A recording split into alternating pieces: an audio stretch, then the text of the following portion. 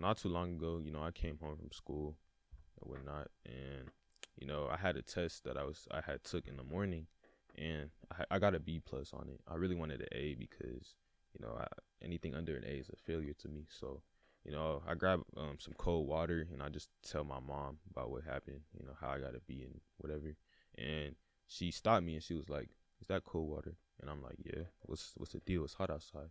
And she was like, "Oh, that's why you didn't get an A on the test, because the the cold water was blocking my brain or freezing my brain."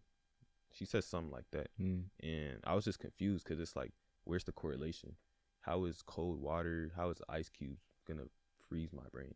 You know what I'm saying? It just confused me. I just wanted to ask you, like, why does every African mom think cold water or ice is the root cause of every failure in someone's life? That's a very profound question, and I'm glad you're thinking about things like that.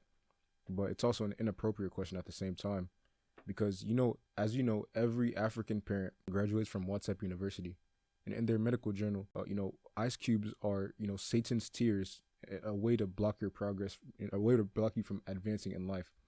So I think going moping and parabolating or about thinking about this rubbish is what's keeping you stuck, and that's she's right, she's definitely right.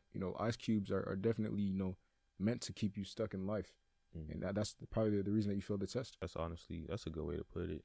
Like, every time you take a sip of that cold water, it goes to your brain, and you're definitely right. I was confused that day, but you broke it down a little better for me. I Mm. understand now that, like, if you drink that cold water, it's essentially freezing your luck. It's freezing your memory, so Yeah. you're not able to remember things properly on the test. So it makes a lot of sense. Yeah, exactly. And this is just a PSA to all the African children out there.